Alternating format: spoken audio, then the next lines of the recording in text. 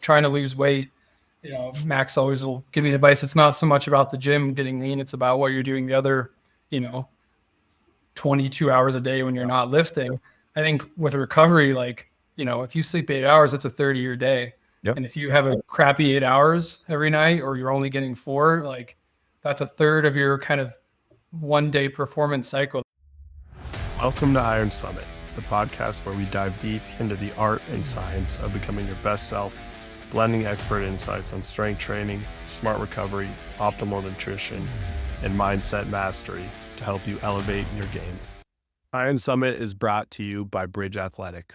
Looking for a way to streamline your training programs and deliver exceptional results? Check out our friends at Bridge Athletic. Their platform is packed with over 300 templates and 1,500 instructional videos, courtesy of subject matter experts like Exos, FMS, and Hyperice, making program design both efficient and impactful. Our listeners can take advantage of an exclusive offer. For a limited time, get your first 30 days free and your next month at 50% off when you use code IRONSUMMIT, all caps. That's code IRONSUMMIT, no spaces, all caps, for 30 days free plus 50% off your second month at bridgeathletic.com. Check it out and start assigning custom programs directly to your athlete's mobile device. We're going. live. Yep. Today's a super special episode. We have a very, very renowned guest, Luke Dilzell. Luke is holds a couple of records in powerlifting in the state of Colorado. Yeah. He did out deadlift me at the one competition we did together. Yeah. Glad you remember that. By like 6 pounds. I'll give him credit for it. He's also he's a sleep enthusiast, which is appropriate for this episode because we're going to talk a lot about. Yeah, I'm here to learn. No, we're here to learn from you. That's right. Honestly, Luke, I feel like you could be a self-proclaimed sleep expert. You've been You've been reading a lot. Yeah. I was telling you guys before we started that it's something I've actually been weirdly tracking and kind of keeping an eye on because it's such an important part of. I'm sure we'll talk about performance and stuff. So yeah, it'd be interesting to hear what you guys talk about and then kind of just anecdotally the stuff that I've started to kind of keep an eye on and pay attention to. So, what do you use to track your sleep? So I have the Apple Watch. I use an app called AutoSleep that I really like. I think there's not really any perfect app. It's something else I did research on. You'll have 10 people who give you 10 different recommendations for sleep tracking apps. But I think anything that can give you kind of directional, guidance and data is pretty useful. So I like AutoSleep. The Apple Sleep app seems to be pretty decent. So yeah. I like that one. Johnny, Ryan, do you guys use anything? I use an Sleep Oura Ring. Me too. I got a Whoop. I have a Garmin too, but I don't use the Garmin for sleep stuff. That's more of GPS / fitness tracking stuff. But I was gonna get I had an Oura Ring and I returned it to get a Whoop. Why? Yeah, that's like returning a truck for a 4-cylinder car. No, I will die on this hill. All right, it's the same thing as, and I'm outnumbered here because I'm pretty sure you guys are Apple Watch people, but Garmin's are so much better than Apple Watches, and it's the same thing. Hot take. The way I'd explain it. We really hike that much that you need a Garmin. So here's the deal. A Garmin's a fitness watch with some smartwatch capabilities. An Apple Watch is a smartwatch with some fitness capabilities. You know what I'm saying? So if it's meant for fitness, I think the Garmin way outplays. And the biggest thing is the battery life was 7 days. You don't need to charge that thing for 7 days. Where Apple Watch is, I don't know what it is now, but usually a day. But it drives me nuts. Yeah, it doesn't last very long. The titaniums are 3 days, but it's not 7. Well, and some Garmin's are a lot more. But going to Whoop and Oura, the reason I wanted an Oura Ring was I was I think it's less annoying than sleeping with something on your wrist. That was the one big thing. But I don't really I don't know how you guys feel about this, but it's hard to lift with that ring. I feel I'm just going to smush it on some weights. And so I kind of wanted to see the strain score and stuff. And Whoop's got a lot more data. I think Oura Ring's probably better. Like, I don't know that you need to track your data. I'm just like, I'm kind of a data nerd. Like, it's nice to see trends and stuff. And so I feel like I get a lot more data out of Whoop. But I think Oura Rings are nicer if you're just plainly trying to do sleep. But I'm not a big fan of wearing like rings all day. So I don't know. Well, what do you do with that? What? Hey, let the record show. I'm saying I don't need 2 rings. You know what I'm saying? I got 1 ring. And I just wear an Oura ring in place. I brought that up, and Chloe wasn't super happy about that. She was like, "Why do you have a wedding ring if you're gonna just wear an Oura ring?" And I'm like, "I'm not wearing 2 rings." And listen, I got a Whoop. It's not for everybody. The other thing I hate is like, honestly, thinking about it, like an Oura ring, it's like, I don't know, $350 or whatever, and then it's $6 a month. And a Whoop's like, I don't know, if you do a 2-year contract, it's like $20 a month. Dude, the monthly subscription, that's why I like the Apple Watch. You're not paying for exactly. Garmin's the nice. same way, but like, if you're gonna pay for a subscription, I figure by the time like that Oura ring is cheaper than a Whoop, the Oura ring's gonna be out of like, it's gonna be obsolete, and you're gonna need to buy a new Oura ring anyways, so it doesn't save you any money. So I was like, I actually think a Whoop's cheaper. I'm curious, Johnny, you wear an Apple Watch, have the ring, Max, we both. Do you ever compare data across the two? So, Johnny, I want to hear why you like Oura, and then I'm probably I have my tangent to go off on. But since I got the Oura, I don't wear my Apple Watch to sleep. Yeah. It's more comfortable. Yeah, I feel like it's super uncomfortable to wear the Apple Watch, so I like the Oura Ring. What I like about the Oura Ring is it takes your temperature, so like it lets you know like exactly like what your temperature is when you're sleeping. It lets you know like your REM sleep, so like how deep you're sleeping and for how long. And then it gives you like scores, right? So you're looking at like, are you anywhere from like 50, 30% all the way up to like 90, 100% in like your sleep quality? How's your like recoverability? Obviously, like how deep are you sleeping throughout the night? And then even your activity, right? So like if I'm wearing this when I'm lifting, it'll also calculate like how many calories I'm burning and like how active on like a range of like 1 to 10 or 1 to 100 I'm like being active on. Yeah, and I don't know, and sure we'll talk about this, but in the research I've done in terms of the data, I think directionally accurate and maybe anecdotally helpful, but to me, the reading I've done and purely just from self-experience, like it's not gospel. You know, if your sleep score is 100 and you feel like crap that day and your lift sucks, like, Yep. You need to look at whatever you did the day before and what's changed and whatever, and don't take it as gospel. I think that was the point I was gonna make. Actually, a study came out like 2 months ago where they tracked like performance in athletes versus what like sleep scores on Whoop and Oura versus self-reported quality of sleep, and the most accurate was self-reported quality of sleep. Yeah. That being said, I do wear an Oura ring. it's nice. Like Ryan said, like data married, like you can see, like, I mean, a great example is, don't drink often, but you have a couple of drinks before bed, you're going to feel like crap and your sleep score is going to absolutely plummet. So, kind of backs it up and you can notice those trends. I actually told my mom, who was sleeping really poorly, she's a nurse, she works long shifts, gets up early. I said, all right, like, wear the Apple Watch to bed for a week or two. Just take note of what you're doing on the nights where you don't sleep well. And it was like very consistent, like things I'm sure we'll talk about, like drinking alcohol, lack of exercise, etc. So I think it's just kind of reaffirms the stuff that you probably are already noticing, amongst, looking at yourself and how you're feeling. Luke, I think that's such a great point. Like, honestly, hot take, but I think most people should not be tracking their sleep because, like, most people get kind of anxious about it and you start checking your score every morning. I actually think it's better, like, even with, like, a Whoop, an Oura wearing, an Apple Watch, a Garmin, like, whatever you want to use to track, like,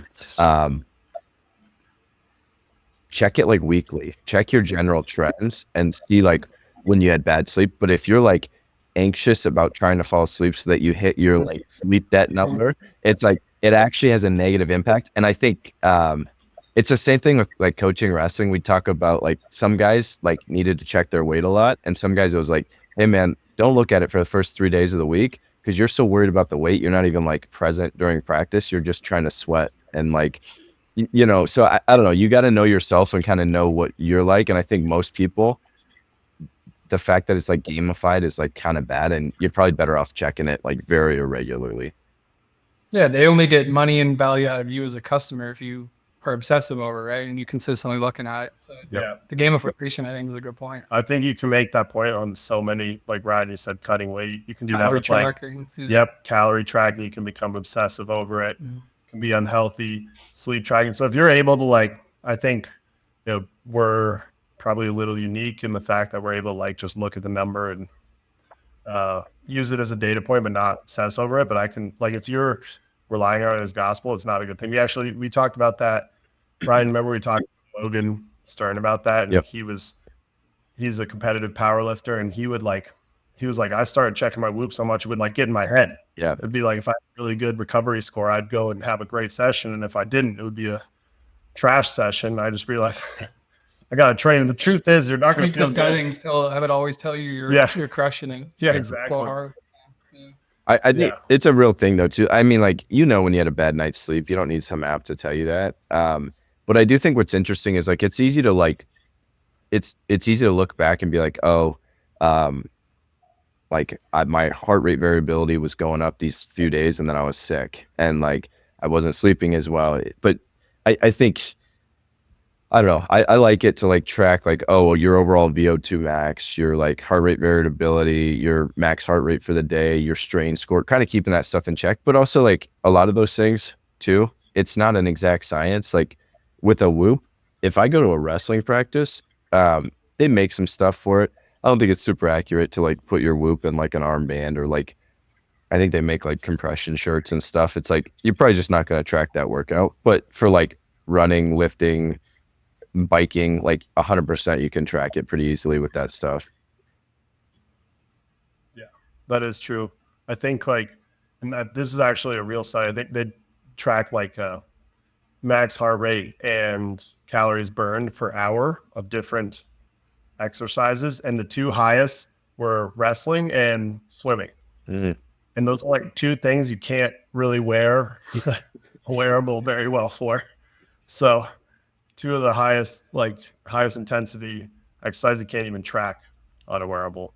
Yeah. So it's imperfect, but I think at the same time we all use one way or another. So it's obviously kind of a useful tool. We're marketers' dreams, man.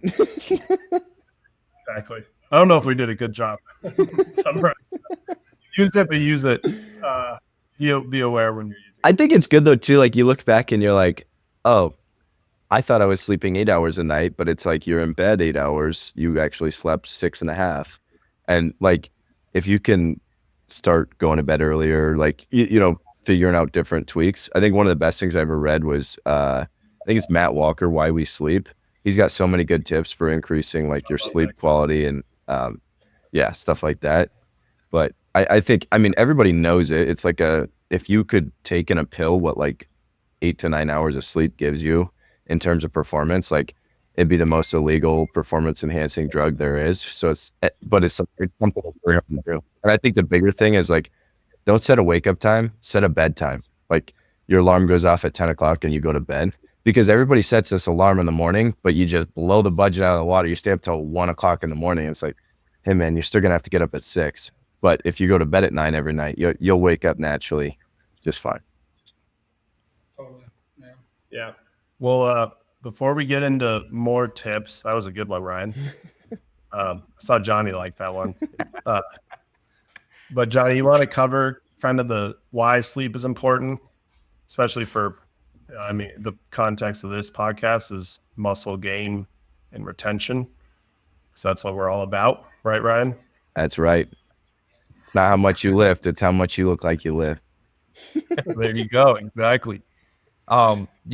Sleep is crucial, right? Obviously, it's one of those things where a lot of us can nail the report card in terms of like sleep with an A+ on nutrition and A+ in training, and then our sleep is probably like a D, right? And then we're like, well, I'm still sore, I'm not losing body fat, I'm like super stressed out all the time, I don't have energy.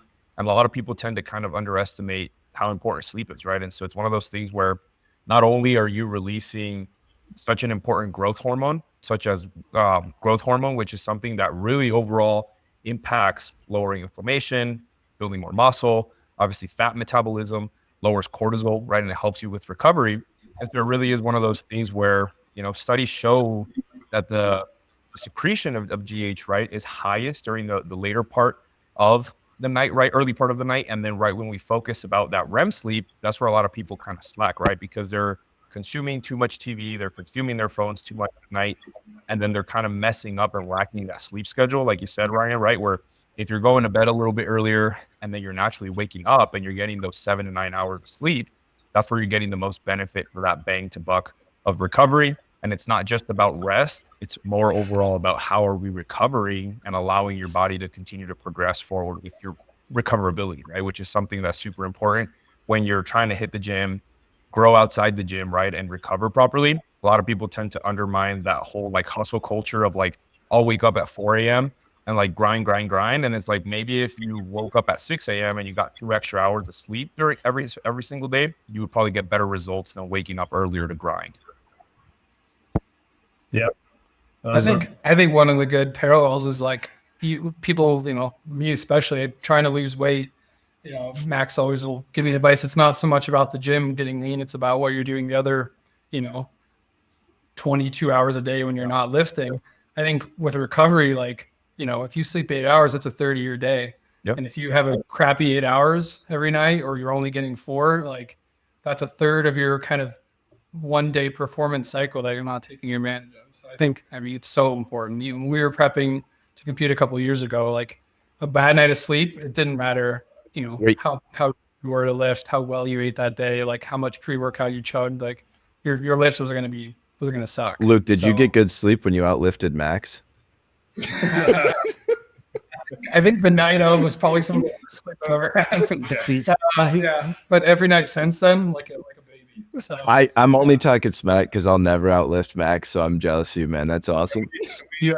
Can we refine that statement to out deadlifted? Yeah. I didn't say anything that was false. Misleading maybe. Key point. And look, he keeps missing these next competitions. So I know. the record still stands. Hey man, in the books. there's nothing worse than Max being injured and him still benching more than you. That's just like defeating. So we got to take our. Johnny was there when Max tore his pec, and the first thing I said was, "So bench off." It's my only chance. Buddy, that's great. That's great. I think another thing to talk about too. What do you guys think about naps? Ooh, I was gonna ask. Yeah. Yeah, Luke. I'm a napper. Dang it, dude! I thought I was gonna get your support on this as a avid sleeper. It'll turn into a 4-hour ordeal or 5-hour ordeal to actually feel rested. I know that's not how you're supposed to do it. It's like, 15 minutes, 45 minutes, or whatever. But I don't know, Johnny or Max, if you guys have, I can't. I suck in naps too. Yeah. What I have heard, our sports psychologists in college told us this, and I guess it was based on a NASA study, that the ideal time for a nap of actual sleep time. So you got to build in like falling asleep or waking up. But the actual ideal time for sleeping is 26 minutes to not interrupt your circadian rhythm. Mm. So that probably means setting aside 45 minutes for a nap, 50. After that, you got to kind of wind down and fall asleep. But I know anything over 26 minutes of actually sleeping does start to mess with your circadian rhythm. And I think in 26 minutes, it's really hard to get into deep, more REM sleep, which is kind of what you don't want to do if you're napping. Yeah, and I try, like, when you asked me about this topic and coming on, I was just writing down kind of anecdotally some of the stuff I've noticed for what works and what doesn't. And one of the key ones is consistent schedule. I think if you're getting 8 hours a night, and that's great, but then all of a sudden you throw a 2-hour nap in one of those days, like you're probably gonna have a tough time that night. So I think, using it. The thing is, like we talked about, like, when you need to sleep. Like Brian said, waking up naturally, like your body tells you if you can't get through the afternoon, you're just like, you're dead, you're a zombie. Like, I think it's gonna be all right. But I don't know, building in a consistent nap schedule, I'm not sure. I don't know, Johnny, if you've ever done it, or Ryan, but yeah. Johnny, what do you think? Do you ever take naps? I don't take naps. My wife takes naps, and she seems to perform pretty well. So she's a big advocate for naps, right? And she defends herself with that. She's like, I'm getting quality rest, and I'm able to track and have better mental cognition. So I don't know. Do you feel good? Do it. Yeah, I mean, you feel good when you do it, unless you like forget to put an alarm.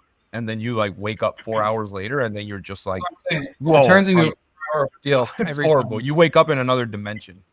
Dude, Yeah. I think it's like I was a huge fan of naps like in college. And it was like, especially when you're doing like a 2 a day, it's like you got a morning lift, you maybe go to a class for an hour or two, eat some lunch quick, take a nap, and then go to practice.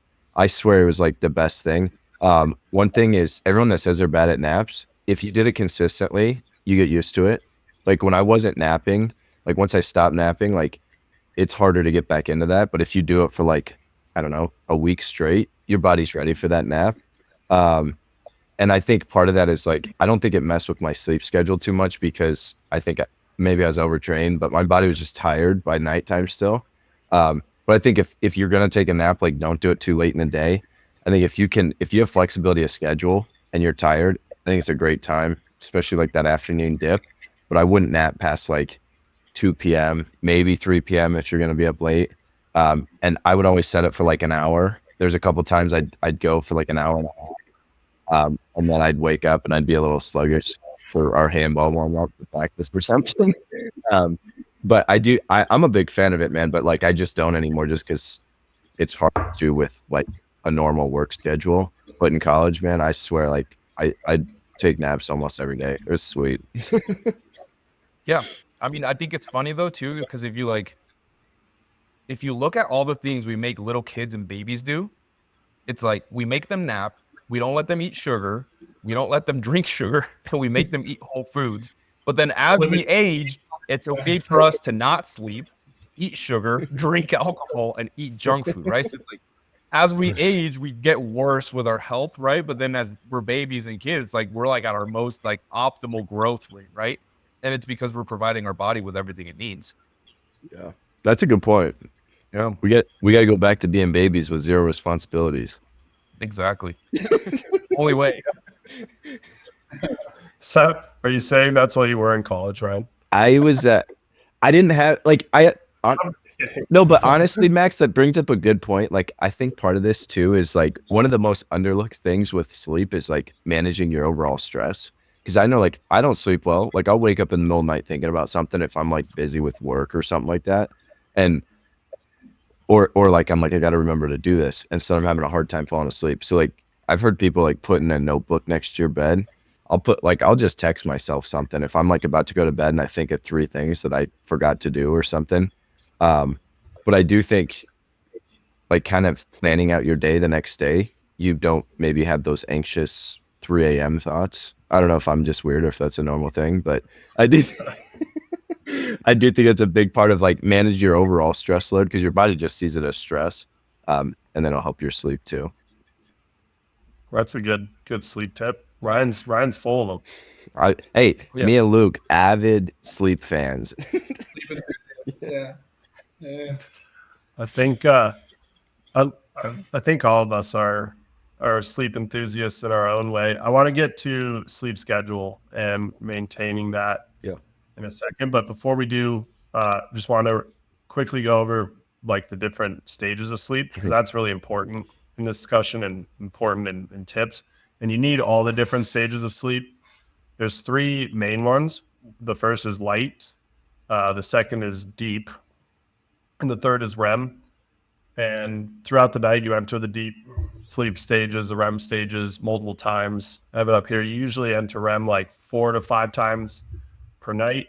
And it's kind of like dips and waves. REM is actually the closest you'll be from a brainwave state to being awake. Deep is the furthest. And within those sleep stages, deep sleep is where you get the most physical recovery. Like Johnny referred to, that's where your growth hormones released. That's where a lot of your healthy hormone production happens, or at least the recovery that's necessary for your hormone production to stay healthy. And REM sleep is really where your brain recovers. So you can kind of split up. And then light sleep is just in between REM sleep and deep sleep. I don't think as much happens physiologically during light sleep. So that's actually one of the really negative things about alcohol is it prevents you from entering REM or deep sleep. You're just kind of in light sleep all night, which isn't very productive sleep. So really you're trying to get that REM and that deep sleep. As an adult, I think you want to target around 20, 25% of the night in REM, and like I think it's like 50% been the last 25% is in light. So that's kind of the breakdown, and all of the tips we're going to give. Everything is to allow yourself to get those like 4 or 5 really good cycles from REM, into deep sleep, and then REM back into deep sleep. Because if you restrict that, you lose that good physical recovery and that mental recovery that you get with deep and REM sleep.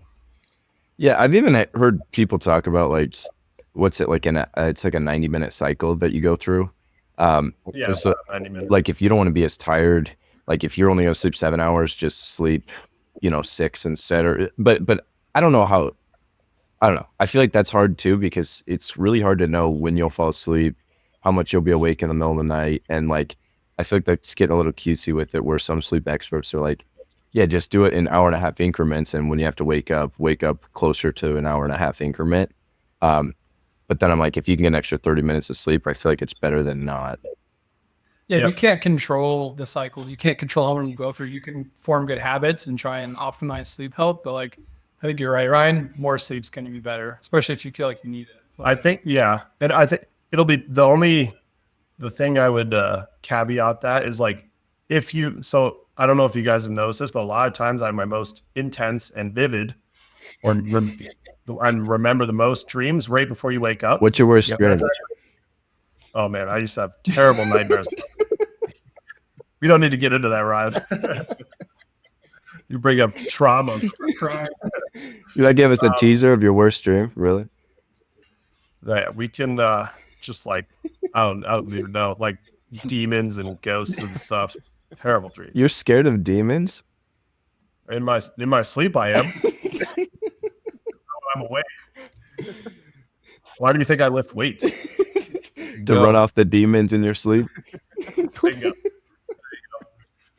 But no, if you're hitting a healthy sleep cycle, you dream right before you wake up, and you'll feel like the most. If you're coming straight, like that's like that, Johnny. You said it that you don't set the timer for your nap. You hit that deep sleep, and you wake up out of deep sleep. You feel like trash. Yep. So it's harder to wake up. So if you can't like, and I think Auto Sleep does that, Luke, the app you use, like it'll tell you like, oh, here, try setting your alarm for this time. yeah, That's it'll like, suggest. Yeah, that's like where you come out of, like you're out of REM into being awake. But I do think like the best way to have that be healthy is just set good general sleep habits. Don't try and time your sleep cycles.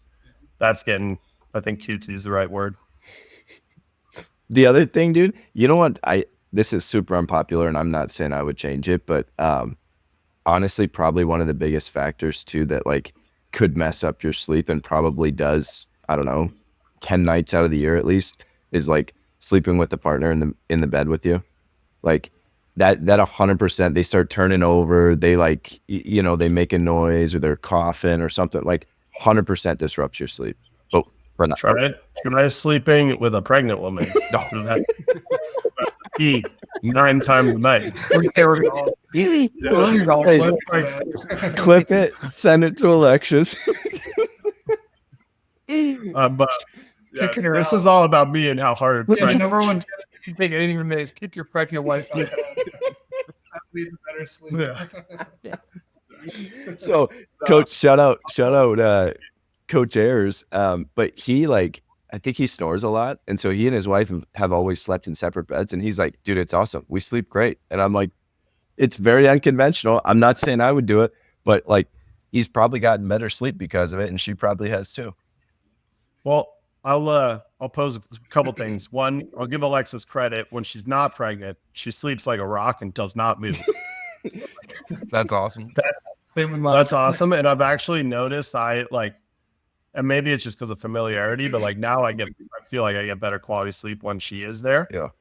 So we'll give her some credit there. But I think there's a good tip here, and this is again personal, but when I first started dating my wife, early on when she would stay over, I'd go over to her house. I said kind of like, once it's bedtime, like kind of stick to your side. Like, I'm not a cuddler. He's gonna hate me for saying. Hey, no cuddles, no cuddles, man. I think a good tip is like, you be a little selfish. At Iron Summit, we are about getting everything we can out of our workouts and everyday lives. If you aren't wearing a pair of barefoot or wide toe box trainers, you are leaving gains on the table. The Sashi Athletics Ronin Ichi Minimalist Trainer is a perfect barefoot shoe. Not only does it perform like other major brands on the market, it is actually good looking. Even my wife says so. Get a pair today for 10% off with the code IronSummit10. Link is in the bio. With your sleep, like, you got to make sure you wake up and you didn't sleep well and you're a huge asshole to your partner. No one's gonna be happy. So. Oh, you're going down a dangerous road. Luke and Max are in the doghouse, right? No, I'm on that same boat, Luke. I am not a cuddle guy. Nope. She knows she's like, I will give you 16 hours of my day, but I need those 8 hours. Are you a cuddler, Ryan? Little spoon all the way, brother. There you go. Sometimes I just like to be held, you know? Okay. I'm big spoon, Ryan, so then We're perfect, man. If you guys ever share, we're gonna be perfect. All right. All right, yeah. Moving on. So there probably is some good advice somewhere in there. So, No, dude, definitely. honestly, too, the biggest sleep thing that everybody says too, but like, have a nice bed, make sure it's cool, and make sure the room's dark. Like, blackout curtains, invest in a bed because you're gonna sleep a third of your life away on it, and then make sure that your temperature is cold because nobody likes sleeping in a hot room, and your temperature actually has to drop before you go to bed. Like, if you want to take a hot shower or sauna before bed, it's counterintuitive, but you start dumping heat. And so then your body temperature drops a degree or two and you go to sleep easier. So like those three things, like easiest, most implementable things, I think, is like, just do that. Yep. Those are the three. And then let's like sleep schedule. That is, I think like the number one thing people mess up is a consistent sleep schedule. Yeah. And being really disciplined about that, sticking to it, figure out what bedtime works for you. And that's different for different people. Johnny and I give each other crap all the time. I go to bed super early, like 8:30. 9. That's like way too early. He said 8:30. I call that elementary school bedtime. I was gonna talk crap, and now I'm like, I'm inching closer to Luke's in there. Ryan, you're an early bedtime I'm guy, definitely right? a morning person, you know, like I like mornings are like peaceful to me.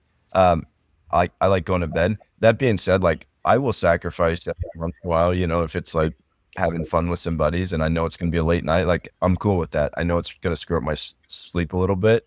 But yeah, I think I'm more productive in the morning. The first like 4 hours of the day is like my like high octane, like work time.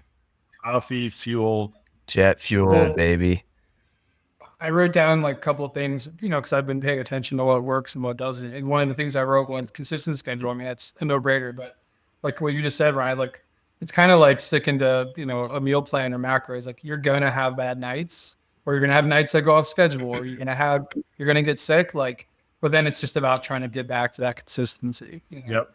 Because you're gonna have bad nights. You're gonna go out for, you know, to a bar for a bachelor, like whatever it is. Yeah. And you just kind of gotta ease yourself back into that, you know, that consistency. Yep. So if you're like me or Luke or Ryan, it's like 9 to 5. If you're like Johnny, it's like 12 to 8. Go to bed. 1 a.m. till 9 a.m. Is that well, I am sure. You go to bed super late. No, I usually range like 10 to 11. It's not too late. Horribly late. Yeah, it's not too Johnny's selfless, man. He just like making sure that somebody's covering Iron Summit at all times. He shifted his schedule because we'll take the early shift. He really is the night shift. I remember one of the time, like Johnny and I had just started lifting together, and I was like, "Hey, you want to get like a morning lift in?" He was like, "Yeah." I was like, "Ah, cool." Like 7:30, and he was like, "What? No, It's way too early." too early. But I think that's a fine. good point, though, man. Genetics play a role in like how you feel. I know a couple of years ago there was a lot of studies with sleep stuff that they were talking about moving a lot of classes like start times, because it used to be like basically follow like the adult work day. And it's like you're screwing with these kids' brains. You retain like 20% less knowledge because they're waking up at 6 o'clock instead of, 8 o'clock. So, yeah, I don't know. I think it's good that there's a lot more awareness of it now, but like you can't really change it around. The problem is like most of corporate America has a set schedule. And so sometimes you're kind of in a tough way with it. And so even if you're a night person, you might need to shift your schedule a little bit or figure out a more flexible job where you can sleep when you feel best sleeping. Yeah, there's and it's actually something Aura does track is like your sleep chronotypes, like when based on your sleep cycles, like the middle of your sleep should be. So like Johnny tried to sleep on my sleep schedule. That's not his sleep chronotype. He would be off 3 hours and by third further. So, You'd be up 9 hours. yeah. It'd be a disaster. So I think that is like stick to a schedule, but a schedule you can do. Like Johnny shouldn't try and force an 8:30 bedtime. My wife would not be happy if I'm in bed by 8:30. So you guys work well together. Yeah. Alexis puts up with my 8:30 bedtime. I like how you said puts up with instead of works well with it. Alexis is usually the one trying to convince me. Alexis is maybe even earlier than my bedtime. She's awesome. That's cool. But Works well. I think a good point too, though, like going back to sleep consistency of schedules, like if you're usually going to bed at 9 o'clock and then every weekend you go to bed at 1 o'clock, you mess it up. And I'm not saying to never do that, but I do think like it does screw your schedule up a lot and you're like circadian rhythms out of whack a little bit. And there's a lot of things I know like Huberman talks a lot about like getting morning sunlight, different like there's a lot of different things, going for walks, meal timing, like that you can do, but you're going to screw it up if you're like, hey, one night I went to bed at 9 and then the next I went to bed at 4. Like your body's just like, what's going on? It likes that consistency and routine. Yep, that's a huge point. You can make that point for like, again, anything fitness. Don't live it on the weekdays and not the weekends. Not saying don't have fun, but especially with sleep schedule, try and stick to it. Also another huge one, I know Luke, you alluded to it earlier, is alcohol.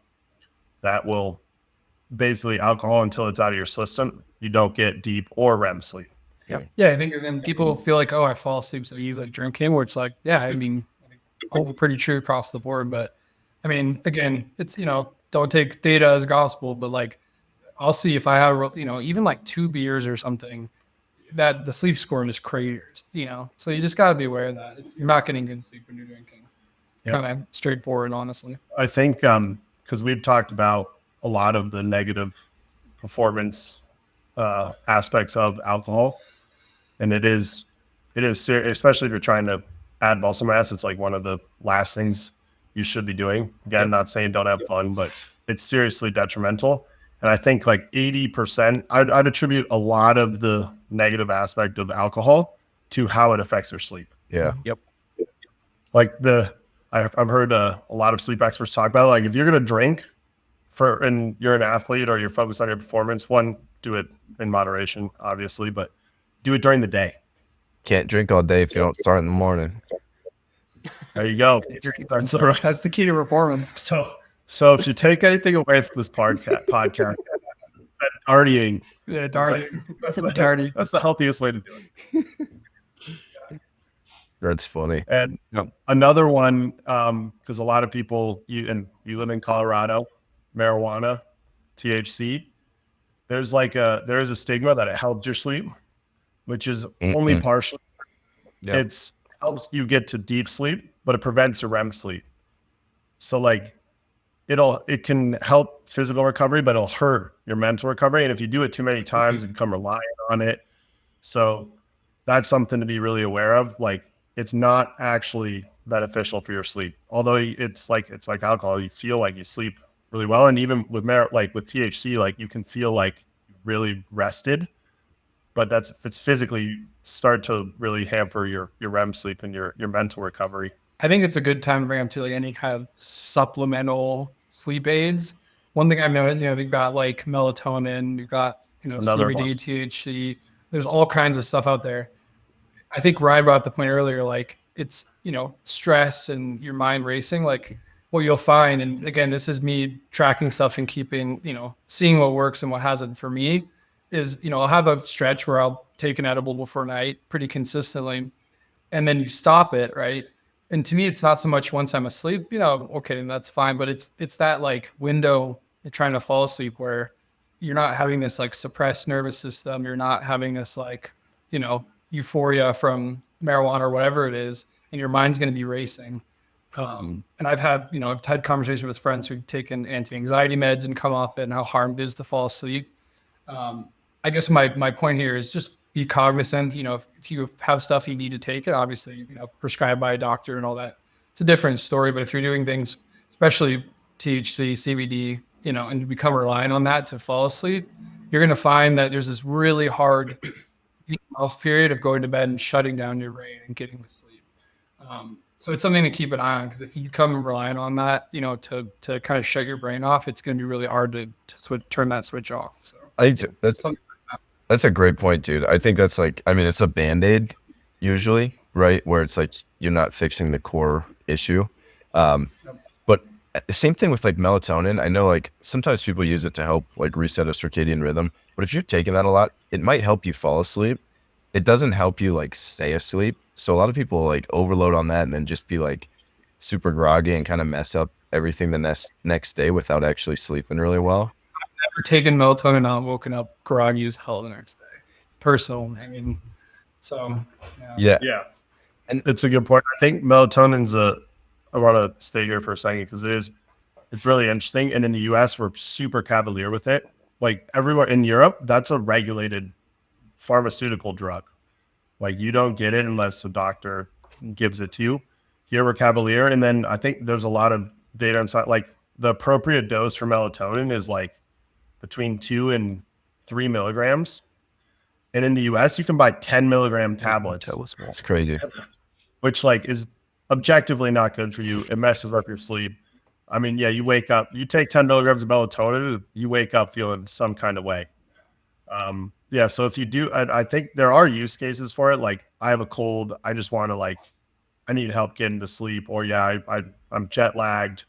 I need to change my circadian rhythm. Maybe you have a big wrestling match. Actually, a great quote from my coach, Johnny's worked with him, Luke's worked with him, Adam Miller, is like, look, the number one priority is you get sleep. Sometimes you just fall asleep. Sometimes it takes a 10-pound hammer.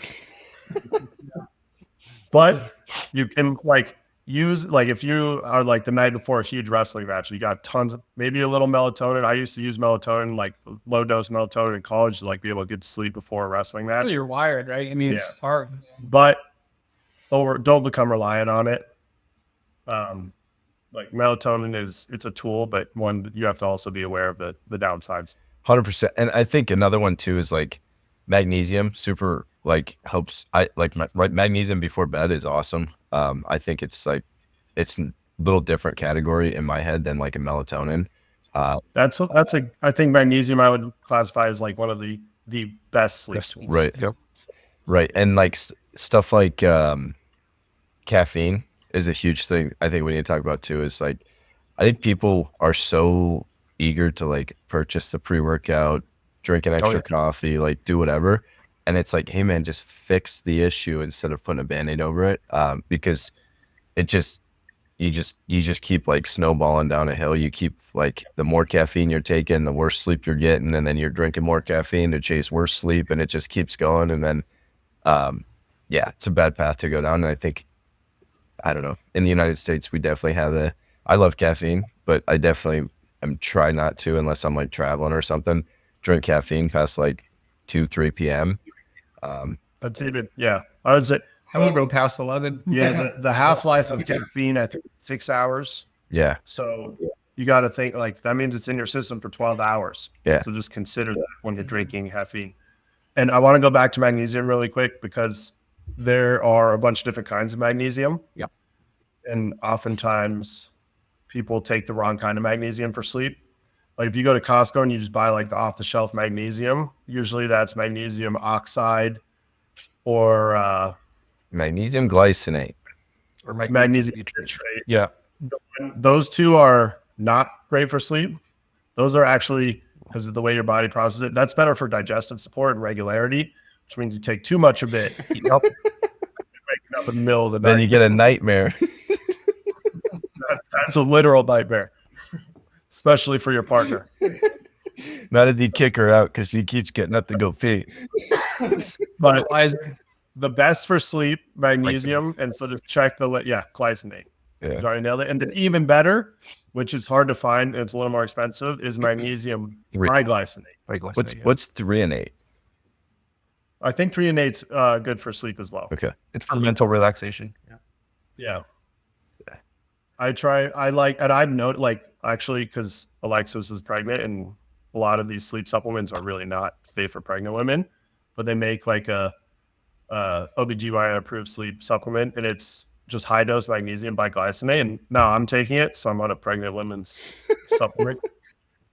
But it makes you sleep, like, it makes you sleepy noticeably. Yeah. Yeah. I like glycinate too. I definitely take magnesium pretty regularly. I think it definitely, like, you feel like more relaxed. Like your muscles can kind of relax and you just, I don't know, maybe it's placebo too, man, which is a real thing. And if it helps that way, like, that's sweet too.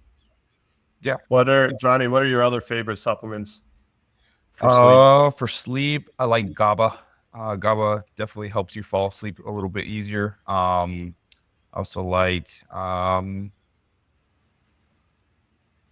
what is it called? Valerian root is great as well.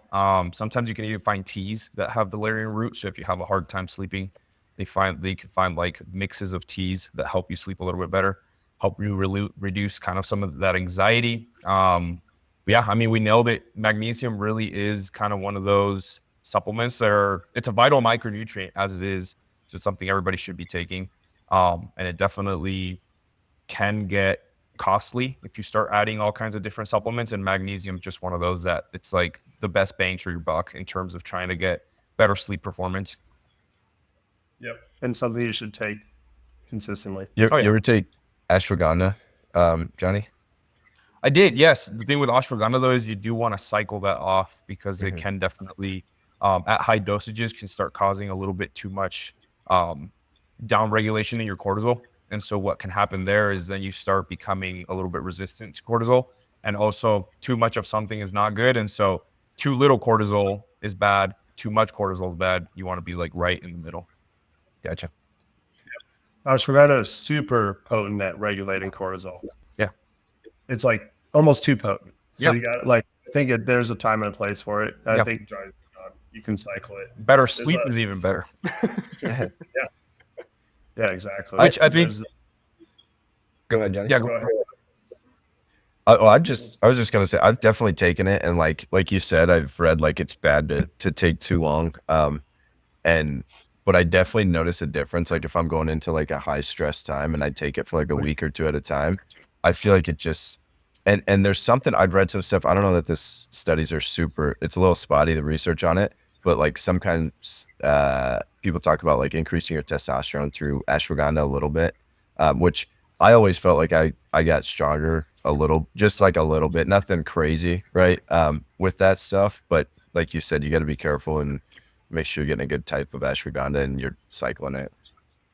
Well, and the reason your testosterone increases when you're taking ashwagandha is because you're downregulating your cortisol. Gotcha. Which allows the body to produce more testosterone. That's kind of like the balance there. That's why, like, when you overtrain, your testosterone reduces, or when you don't sleep enough, your testosterone reduces because the increase in cortisol from that stress. So ashwagandha is super effective at that. Yeah. Two other supplements I want to put in, and these two I think are in the repeatable category with magnesium. One is L-theanine. Yep. That one is just good. And you can take really high dose L-theanine and safely. That one's awesome. And then the other one that I love and is a little newer to me is inositol. Inositol is pretty cool. If you take high dose, you especially at first, you kind of get used to it after a few days. You feel it like in your body. Like what? Like beta alanine, like tinglies or what? No, you feel just like a little floaty, super relaxed. Super relaxed. A little floaty. Yeah. I don't know how. Try and go take like 10 grams of inositol. Is that a lot? Tell me. 10 grams sounds like a lot. That's a lot. I think like a normal dose is 5, and it's safe to mega dose inositol. Okay. There's no downside to it. Dude, I feel like all these too, like not all of them, but like 90% of them are in any sleepy time tea. Like, yeah, those are those teas that you want to look at. Yeah. So an inositol is, I just looked this up to double check it, but it's a kind of sugar. Yep. Huh. So like you're basically, it's a kind of, you take 10 grams of a chemical variant of sugar, but it's really good for your sleep. It's really good. Both L-theanine and inositol, I'll expand the use a little bit. They're really good stress management supplements. So if you're having like a really stressful week at work, you can take L-theanine and inositol throughout the day as well. Wow. They help you kind of enter that parasympathetic state before bed. Yeah. And the reason, to add that to that inositol thing, when seen with like contest prep competitors or people who are like very low body fat, actually carbohydrates before bed can actually help you sleep better. And the reason for that is sometimes your liver glycogen is depleted at night, and so it'll keep you up. And so if you do something like Greek yogurt with like blueberries or some type of frozen fruit, maybe even do like a rice cake or something, it will definitely put you to sleep a little bit easier.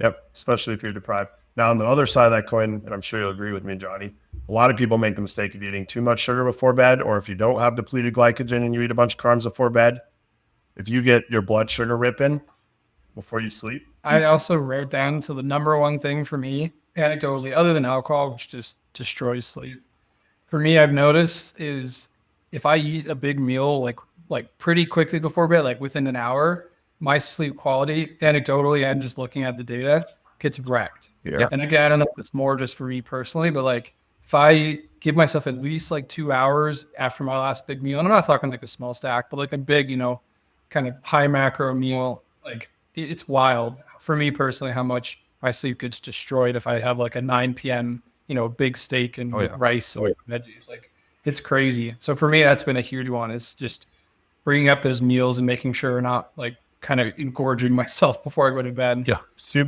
Also a super underrated aspect to that is, and I heard this from a gastroenterologist because I have struggled with stomach issues my whole life. Don't laugh at that, Ryan. He's got a weak tummy. I do have a weak tummy. I do. Ryan was sitting over there trying not to laugh. Wait, go ahead. Sorry. Not eating before bed, and this is like so simple. It seems almost, it's obvious when she explained it to me, but you digest a lot better when you eat at least 2 hours before bed, because when you sleep, you're laying horizontally. Yeah. Which disrupts your stomach acid and the digestive process. It's really good to digest vertically. I really can, but like for me personally, if you feel like you're doing a lot of things right, and then you just never consider this like pre-bed big meal, like it's like it's very clear what the difference in soup quality.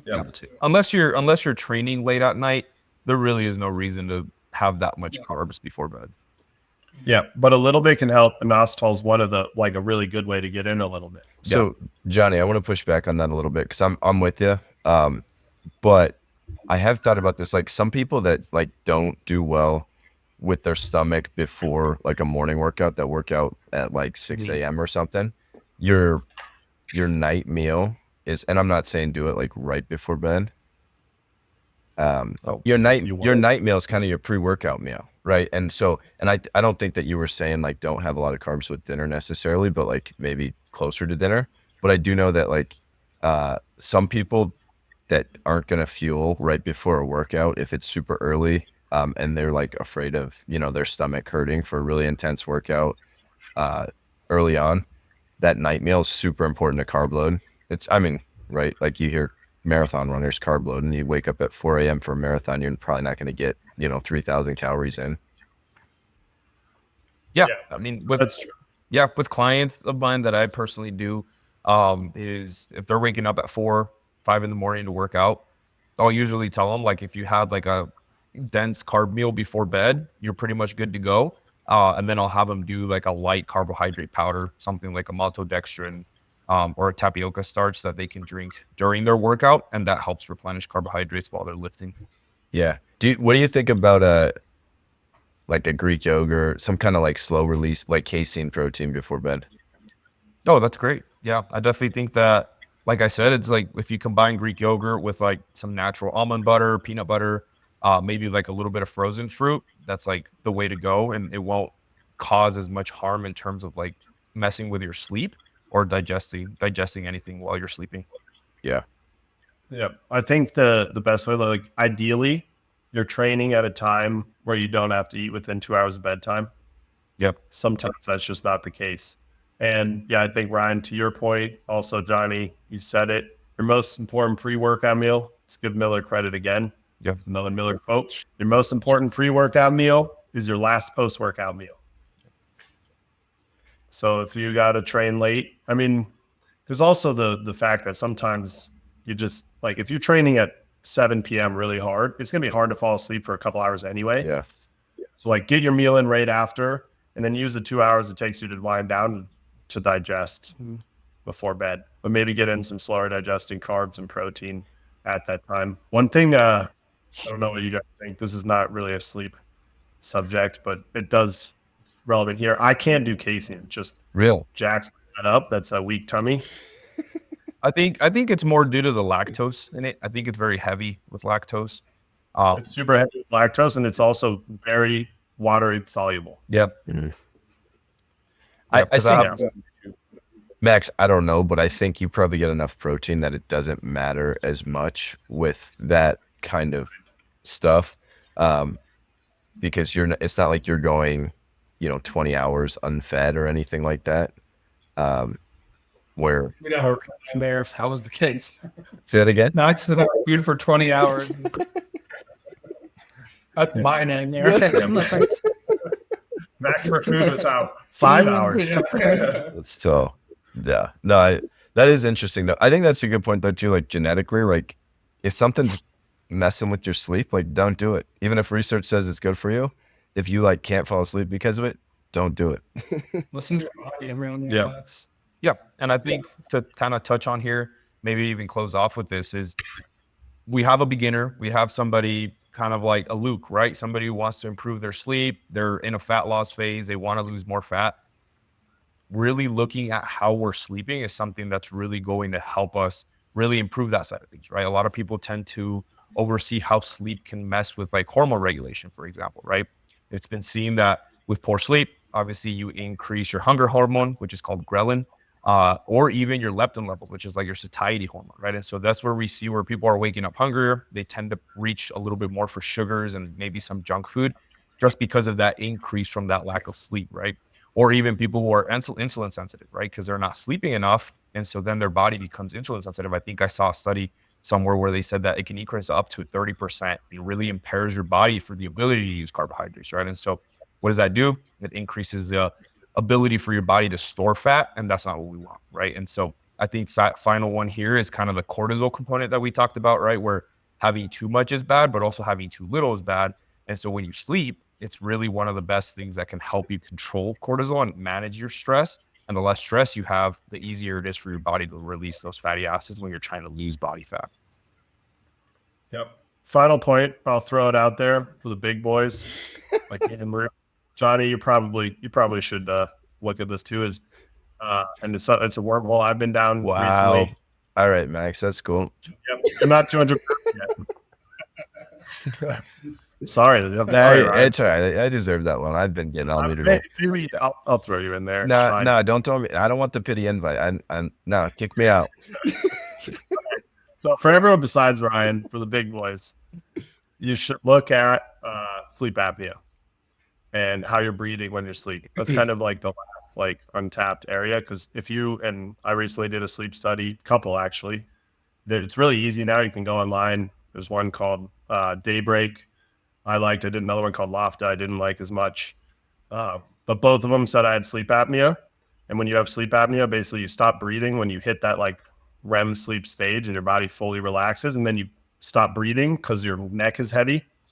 It can come from obesity or just having a thick neck. And when you stop breathing when you sleep, turns out it's bad for you. It interrupts your sleep. You don't get this as good a quality of sleep. So it's something, especially if you're a bigger individual, you should definitely get checked out. They used to be kind of the only solution was a CPAP machine, which that sucks. Sleeping with a mask on or a nose pillow mask. But they do make mouth guards now that I think are pretty close to as effective. That's the route I'm going down. So I'm actually just getting fit for all this and stuff. But when I have that mouth guard, I'll update you guys on how I'm doing. And Johnny, too, like Luke, like for you, like a lot of people may not even know they have sleep apnea and they're doing everything right. Yep. That's what I was gonna say. Yeah. It doesn't matter. Like you're on a sleep schedule, you're not eating, you're avoiding alcohol, you're not relying on melatonin or THC, and you're still just not getting quality sleep.